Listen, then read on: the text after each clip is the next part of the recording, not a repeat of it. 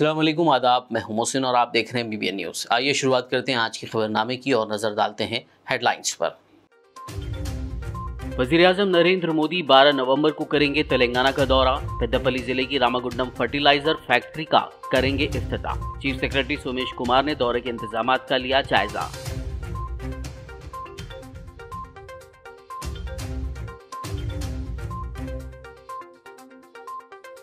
Congress leader Rahul Gandhi की भारत जोड़ो यात्रा का तेलंगाना में आज 10वां दिन। एक दिन आराम के बाद संगारेड्डी के छोटा कुर से हुआ यात्रा का आगाज।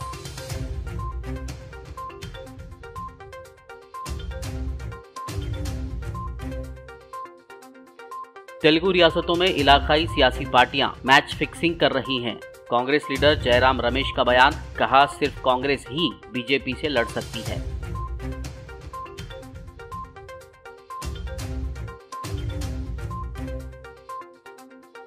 तेलंगाना की गवर्नर तमिलिसाई सुंदरराजन की इंसानी हमदर्दी। सड़क हादसे में शदीद जख्मी शख्स को फर्स्ट एड देते हुए किया एम्बुलेंस का इंतजाम।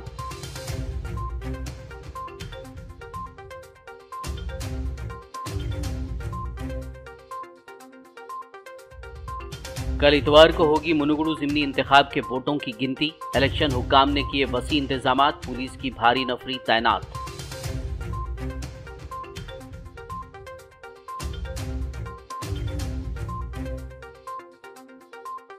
ड्रग्स केस में हैदराबाद पुलिस को मिली एक और कामयाबी। मास्टरमाइंड एडविन को हैदराबाद नारकोटिक्स पुलिस ने किया गोवा से गिरफ्तार।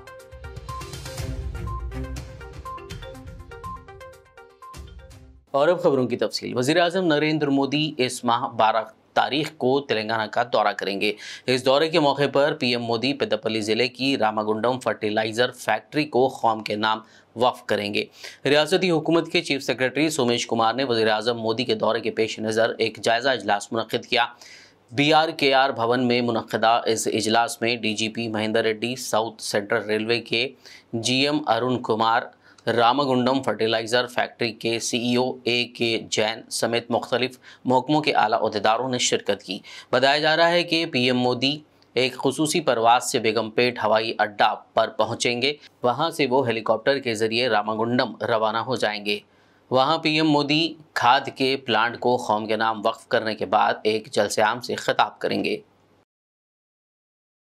कांग्रेस लीडर राहुल गांधी की भारत जोड़ो यात्रा जुमे को एक दिन आराम के बाद आज हफ्ते से दोबारा शुरू हो गई है। तेलंगाना में यात्रा का आज 10वां दिन रहा। जिले संगारेड्डी के छोटा कुर से यात्रा का आगाज हुआ। इस मौके पर TPCC सदर रेवंत रेड्डी, कांग्रेस कायद दामोदर राजा नरसिम्हा और दीगर राहुल गांधी के साथ मौजूद रहे। ये यात्रा संगूपेट, अंदोल, जोगीपेट और अनासागर दानमपल्ली से होते हुए रात में अलादुर्ग मेदक में शब बसरी के लिए रुक जाएगी, जबकि कल 11वें दिन इतवार को सुबह 6 बजे यात्रा का अलादुर्ग से आगाज होगा और पेद्दाकोडंगल जुक्कल जिले कामारेड्डी में यात्रा रात में क़याम करेगी। इसी तरह 12वें और तेलंगाना के आखिरी दिन सुबह 6 बजे जुक्कल चौराहे से राहुल गांधी यात्रा का आगाज करेंगे और शाम 7 बजे मिर्ज़ापुर जुक्कल में जलसे-आम से खिताब करेंगे। इसके बाद राहुल गांधी नांदेड़ में शब बसरी के बाद महाराष्ट्र में यात्रा का आगाज करेंगे। ऑल इंडिया कांग्रेस के सीनियर लीडर जयराम रमेश ने आज हफ्ते को कहा है कि सिर्फ कांग्रेस ही बीजेपी के साथ लड़ सकती है, क्योंकि तेलंगाना और आंध्र प्रदेश की तमाम इलाकाई पार्टियां मैच फिक्सिंग पार्टियां हैं। भारत जोड़ो यात्रा के मौके पर मीडिया से बात करते हुए साबिक मरकजी वजीर जयराम रमेश ने कहा कि जारी पैदल मार्च के साथ ही तेलंगाना में वज़ीर आला के चंद्रशेखर राव और दिल्ली में वज़ीर-ए-आज़म नरेंद्र मोदी के लिए उल्टी गिनती शुरू हो गई है। उन्होंने कहा कि तमाम इलाकाई पार्टियां बीजेपी के साथ अच्छी समझ रखती हैं। वो तमाम ED, इनकम टैक्स और CBI से खौफजदा हैं। लिहाजा अगर किसी को लड़ना है तो सिर्फ कांग्रेस ही बीजेपी से लड़ सकती है, कोई इलाकाई पार्टी लड़ नहीं सकती। जयराम रमेश ने कहा कि तेलंगाना में यात्रा का रद्देमल ज़बरदस्त रहा और ये रियासती कांग्रेस के लिए एक बूस्टर का काम करेगा और पार्टी को एक नई सिमत देगा। यहाँ भी 7 जिलों में हमारा भरपूर स्वागत किया गया है, तो हमें विश्वास है कि तेलंगाना की जनता, आंध्र प्रदेश की जनता जान जाएगी कि ये जो रीजनल पार्टीज हैं वाईएसआरसीपी, टीडीपी, टीआरएस, ये सब regional party match fixing party होते हैं। ये बीजेपी के साथ उनका समझौता है। ईडी, इनकम टैक्स, सीबीआई, इसके वजह से सब लोग डरे हुए हैं। और अगर बीजेपी से लड़ना है, सिर्फ कांग्रेस पार्टी लड़ सकती है, कोई रीजनल पार्टी नहीं लड़ सकती, क्योंकि ये सारे के सारे मैच फिक्सिंग पार्टी है। एमआईएम भी मैच फिक्सिंग पार्टी है, सबसे बड़ी मैच फिक्सिंग पार्टी एमआईएम है। मैं बार बार मैंने कहा है कि हमारे 8वें निजाम जो यहाँ बैठे हुए हैं हैदराबाद में, और जो हमारे मोहम्मद बिन तुगलक बैठे हुए हैं नरेंद्र मोदी के रूप में दिल्ली में, दोनों तानाशाही की राजनीति में विश्वास करते हैं। भारत जोड़ो यात्रा का मकसद क्या है? आर्थिक विषमताओं के खिलाफ हमारा आवाज उठाना, सामाजिक ध्रुवीकरण के खिलाफ हमारी आवाज उठाना, और राजनीतिक तानाशाही के खिलाफ हमारा आवाज उठाना। ये धमकी की राजनीति, भय की राजनीति, सभी संस्थाओं को धमकी देना, मीडिया को, जुडिशियरी को, ब्यूरोक्रेसी को, सभी को धमकी देना और सभी में भय पैदा करके समर्थन लेना, ऐसे राजनीति में कांग्रेस पार्टी विश्वास नहीं करती। और इसीलिए हम भारत जोड़ो यात्रा हम निकाले हैं। नफरत छोड़ो, भारत जोड़ो, तानाशाही छोड़ो, भारत जोड़ो, यही तो संदेशा है। तो जर्नलिस्ट हो, पत्रकार हो, जजेस हो, स्टूडेंट हो, टीचर हो, जो लोग सब आज भय में हैं, जिनको धमकियां दी जा रही है, इसका हम कड़ा विरोध करते रहेंगे। हमारे देश में सिर्फ एक लोकतांत्रिक पार्टी है और वो है कांग्रेस पार्टी। तेलंगाना की गवर्नर तमिलिसाई सुंदरराजन सड़क हादसे में शदीद जख्मी होने वाले शख्स को फर्स्ट एड देते हुए इंसानी हमदर्दी का मुजाहरा करते हुए नजर आई। बताया जा रहा है कि गवर्नर तमिलिसाई सुंदरराजन ने अपने काफिले को रोका और एक मोटरसाइकिल हादसे में जख्मी होने वाले शख्स को इब्तिदाई तिब्बी इमदाद फराहम की। ये वाक़या चेन्नई के कुंटकोलाथूर के करीब पेश आया। गवर्नर ने जख्मी शख्स को मरहम पट्टी की और उसे अस्पताल मुंतकिल करने के लिए एम्बुलेंस का बंदोबस्त करवाया। मुकामी लोगों ने गवर्नर के हुस्न सलूक की तारीफ की। तेलंगाना के मुनुगुडु हल्के असेंबली के ज़िमनी इंतखाब में डाले गए वोटों की गिनती कल इतवार को की जाएगी। इलेक्शन हुकाम ने नलगुंडा ज़िले के अर्जलाबावी में वोटों की गिनती के लिए वसी इंतजाम किए हैं। ये अमल सुबह 8 बजे शुरू होगा और 3 बजे तक मुकम्मल होने के इम्कान हैं। चीफ इलेक्टोरल ऑफिसर विकास राज ने बताया कि गिनती के लिए तमाम इंतजाम मुकम्मल कर लिए गए हैं। ओहदेदारों ने इस अमल के लिए 21 टेबल्स तरतीब दिए हैं। गिनती के 15 राउंड्स होंगे। इलेक्ट्रॉनिक वोटिंग मशीनें यानी ईवीएम को खोलने से पहले हुक्काम पोस्टल बैलेट की गिनती करेंगे। उन्होंने बताया कि जुमला 686 पोस्टल बैलेट्स मौसूल हुए हैं। वाज़ेह हो कि जुमेरात को हुए ज़िमनी इंतखाब में 93.13% रिकॉर्ड पोलिंग की गई थी। जुमला 2,41,805 वोटर्स में से 2,25,192 वोटर्स ने अपना हक़ रायदही इस्तेमाल किया। इसमें पोस्टल बैलेट शामिल नहीं है। बता दें कि वोटों की गिनती के पुरअमन इनेकाद के लिए पुलिस की भारी नफरी तैनात की गई है। तेलंगाना बीजेपी लीडर व हुजूराबाद रुकन असेंबली ईटला राजेंद्र ने आज हैदराबाद में मीडिया से बात करते हुए सीएम केसीआर को अपनी तनकीद का निशाना बनाया। इस देश के अंदर जो डेमोक्रेसी ख़त्म होते जा रहा है बोल के जो बात कर रहा है, डेमोक्रेसी को ख़त्म करे सो आदमी पहले केसीआर जी है। तेलंगाना के अंदर जो आवाम को पैसा दे के, पैसा बांट के जो इलेक्शन जीतने का कोशिश करने वाला इन्हीं चाहिए। और थर्ड थिंग, मीडिया को ख़त्म करे, पार्टी अपोजिशन पार्टीज को ख़त्म करे और डेमोक्रेसी को ख़त्म करके देश में सबको बिजा तुम बोल के जो बताया था।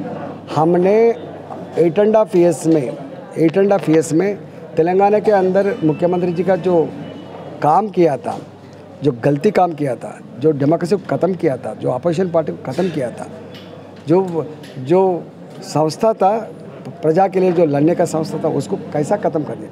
ये सारे चीज़ देश के अंदर सुप्रीम कोर्ट जजेस, सारे राज्यों में, सारे स्टेट्स के अंदर जो जजेस को और चीफ जस्टिस को, वाइस चांसलर को, जो इंटेलेक्चुअल्स को, पूरा सीएम साहब को, सबको मैं भिजाने का मैं कोशिश कर रहा हूँ। 8.5 years में इस देश के अंदर एक राजनीतिक व्यवस्था जो चलाया सो आदमी केसीआर ये कोई भी नहीं है। तेलंगाना कांग्रेस के हैदराबाद में वाक़ सदर दफ्तर गांधी भवन में किसान कांग्रेस के कौमी नायब सदर कोदंडा रेड्डी ने प्रेस मीट करते हुए एमएलएस की खरीदी मामले में बीजेपी और टीआरएस दोनों को कसूरवार ठहराया और अवाम को इस मामले में दोनों पार्टीज को मुकम्मल वजाहत पेश करने को कहा। बीजेपी पार्टी के प्रधानमंत्री, होम मंत्री से लेकर इस बीच में 8 साल में कहीं प्रदेशों में इलेक्शंस हुए, मसलन बंगाल में, वेस्ट बंगाल में भी हुआ, और आपके सामने मध्य प्रदेश में क्या हुआ, महाराष्ट्र में क्या हुआ, सभी जानते हैं। वहाँ के सरकारें कैसा जो है बदल दिए। यहाँ पर भी तेलंगाना प्रदेश में बीजेपी क्या करती, क्या करने वाली है, ये दोनों के बीच की बात है।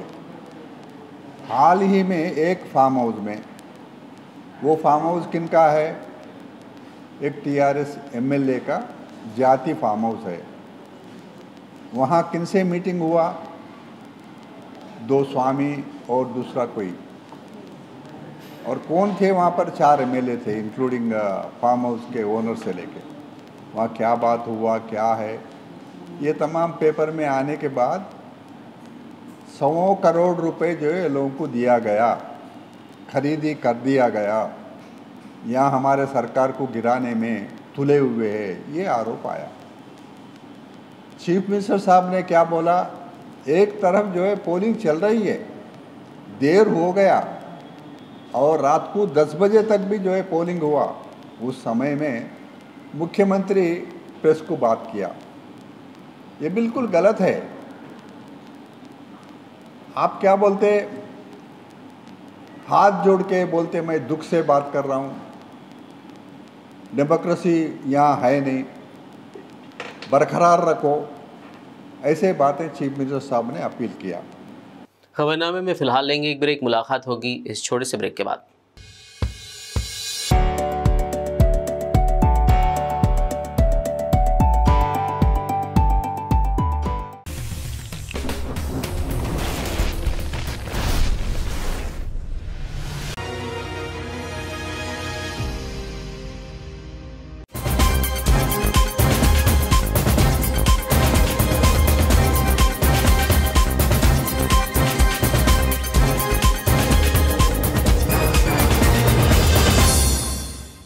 ब्रेक के बाद खबरनामे में आपका दोबारा खैर मकदम है। आइए बढ़ते मजीद खबरों की जानिब। कारवान रुकन असम्बली कौसर मोहिउद्दीन ने आज जेएचएमसी के डिप्टी ई और दीगर अफसरान समेत वाटर वर्क्स के अहदेदारों के साथ टोली चौकी बालरेड्डी नगर के इलाके का दौरा करते हुए बॉक्स ड्रेन पानी की आलूदगी के मसले का जायजा लिया। इस मौके पर नाना नगर कॉरपोरेटर मोहम्मद नसीरुद्दीन, टोली चौकी नुमाइंदा कॉरपोरेटर हारून फरहान और पार्टी के दीगर कायदीन कारकुनान मौजूद थे।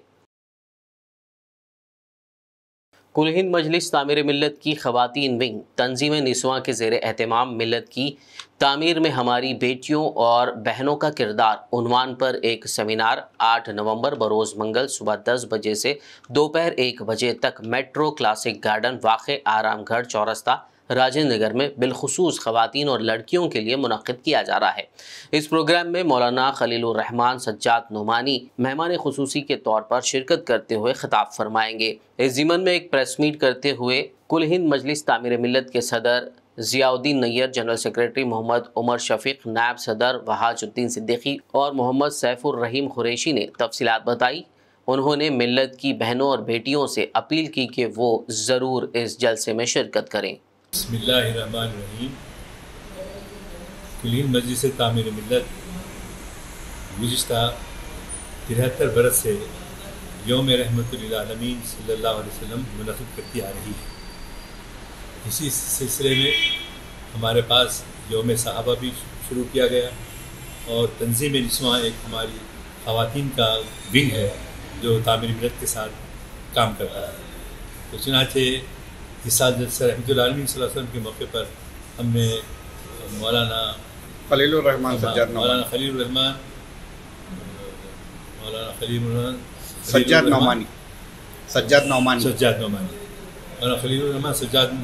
नौमानी को भी हमने मदऊ किया था, लेकिन उस वक़्त उनकी सेहत ठीक नहीं थी 1 महीना पहले। और फिर हमको इसी हफ्ते ये पता चला कि वो जनूबी हिंदुस्तान के दौरे पे निकले हैं और हैदराबाद भी आना है। तो फौरी हमने उनसे कांटेक्ट किया और कांटेक्ट करके उनसे मौलाना ने हमको अपना कीमती वक्त दिया है 8 तारीख को सुबह 10 बजे से लेकर 2 बजे तक।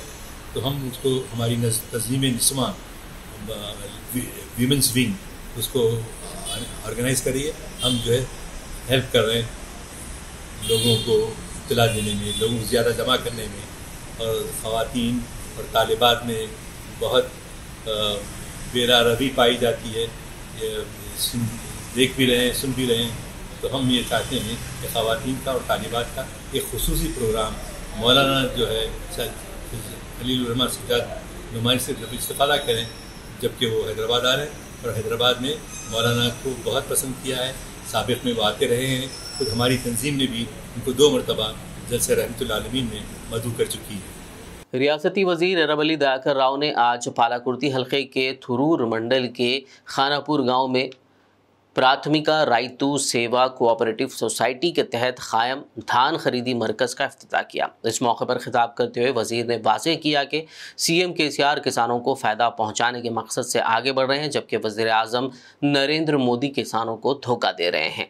उन्होंने कहा कि रियासती हुकूमत किसानों का उगाया हुआ हर अनाज खरीद रही है। उन्होंने ओहदेदारों को हिदायत दी कि वो इस बात को यकीनी बनाएं कि रियासत के किसानों को किसी किस्म की मुश्किलात का सामना ना करना पड़े। ఈ రైస్ బనవు ఆ రైస్ బనవు అని తీరు వంకలు పెట్టి ఆగమాగం చేసింది। కేంద్ర మంత్రులు కూడా అవగాహన లేకుండా కిషన్ రెడ్డి గారు కానీ అప్పుడు ఆ మంత్రులు కూడా పిచ్చి పిచ్చిగా మాట్లాడారు। అయినా కూడా వేరే రాష్ట్రాలల్లో ధాన్యానికి ఇబ్బంది ఉన్నా తెలంగాణ రాష్ట్రం నుంచి కొనొద్దని పట్టుదలతోటి కేంద్రం ఒత్తిడి చేసిన 3 సంవత్సరాల నుంచి కేసీఆర్ గారు ధాన్యం కొనుగోలు చేసి లాస్ అయిన ప్రతి సంవత్సరం ప్రతి సీజన్కి 20,000 కోట్లు పెట్టి ఇలా ధాన్యం కొనుగోలు చేయడం జరిగింది।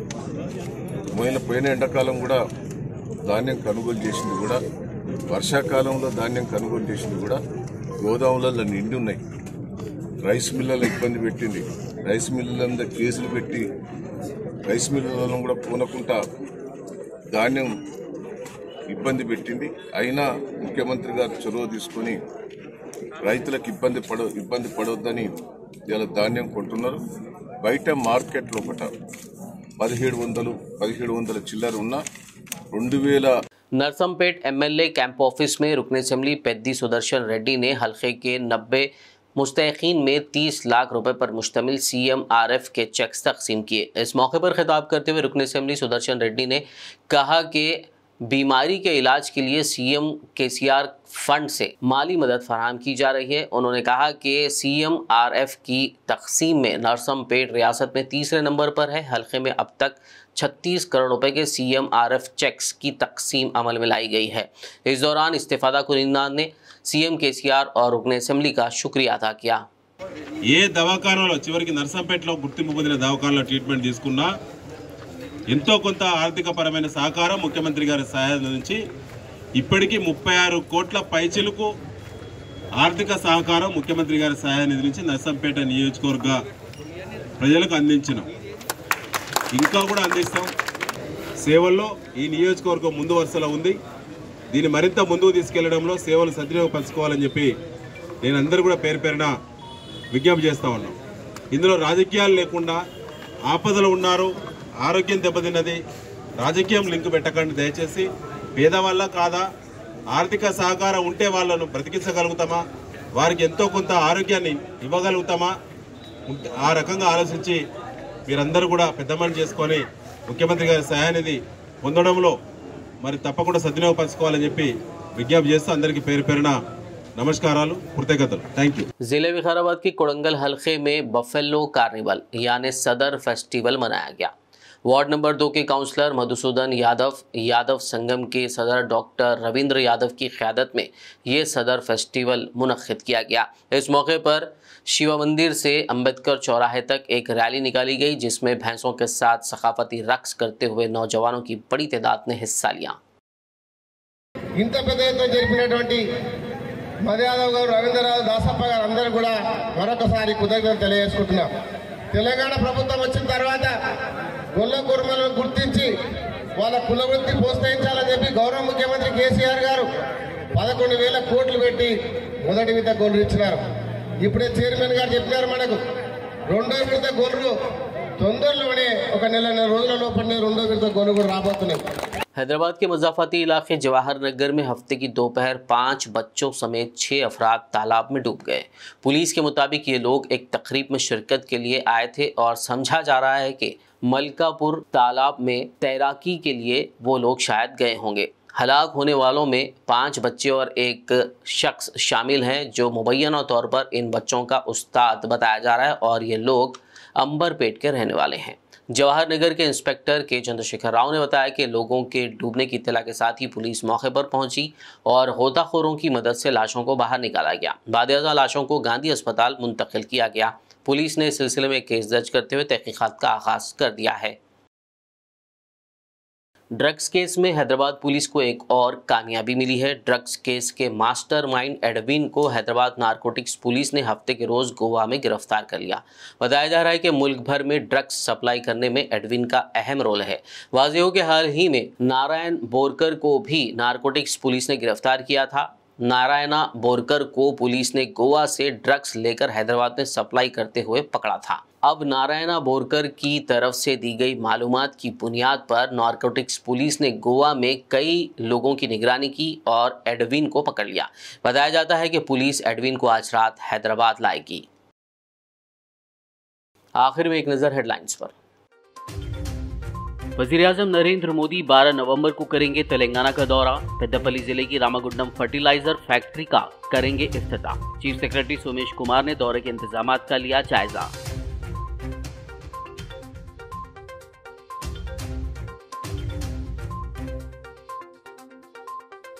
कांग्रेस लीडर राहुल गांधी की भारत जोड़ो यात्रा का तेलंगाना में आज 10वां दिन। एक दिन आराम के बाद संगारेड्डी के छोटा कुर से हुआ यात्रा का आगाज।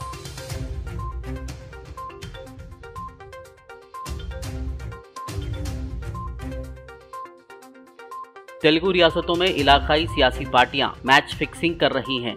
कांग्रेस लीडर जयराम रमेश का बयान, कहा सिर्फ कांग्रेस ही बीजेपी से लड़ सकती है।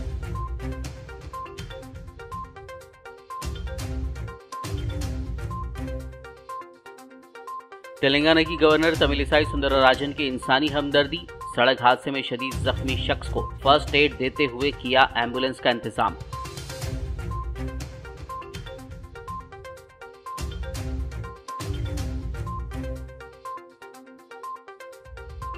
कल इतवार को होगी मुनुगुडु जिमनी इंतखाब के वोटों की गिनती। इलेक्शन हुक्काम ने किए वसी इंतजामात, पुलिस की भारी नफरी तैनात।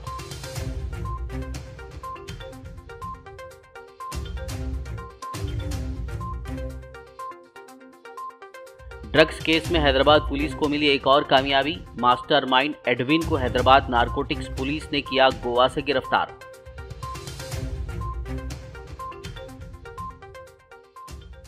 खबरनामे में फिलहाल बस इतना ही। ताज़ा तरीन अपडेट्स के लिए देखते रहिए BBN न्यूज़। यूट्यूब और फेसबुक पर मौजूद हमारे वीडियोस को लाइक और शेयर ज़रूर कीजिए। BBN चैनल के व्यूअर्स के लिए एक अहम इत्तला। अब BBN चैनल का टेलीकास्ट भारत भर में हो रहा है। हमारे व्यूअर्स भारत में कहीं भी टीवी पर आप BBN चैनल देख सकते हैं। स्क्रीन पर BBN चैनल की टेलीकास्ट डिटेल्स दस्तयाब हैं। इसके अलावा भारत भर में किसी भी एरिया में अगर आप BBN चैनल देखना चाहते हैं तो आप अपने केबल ऑपरेटर को इसके लिए कह सकते हैं। आपकी डिमांड पर वो ज़रूर BBN चैनल टेलीकास्ट करेंगे, क्योंकि BBN एक फ्री टू एयर चैनल है। इसके लिए आपको सिर्फ हमारे दिए गए नंबर पर केबल ऑपरेटर से कॉल या व्हाट्सएप पर मैसेज करवाना है। हम आपके केबल ऑपरेटर तक BBN चैनल पहुंचा देंगे। जिससे वो आपके एरिया में टेलीकास्ट कर सकते हैं। इसके लिए चैनल की हमारी पूरी टीम लगातार काम कर रही है ताकि आप तक BBN चैनल को पहुंचाया जाए। इसके अलावा BBN चैनल को भारत भर में रिपोर्टर्स की ज़रूरत है। अगर आप सहाफ़ी हैं और BBN चैनल से जुड़ना चाहते हैं तो आप भी दिए गए नंबर पर रब्त कर सकते हैं।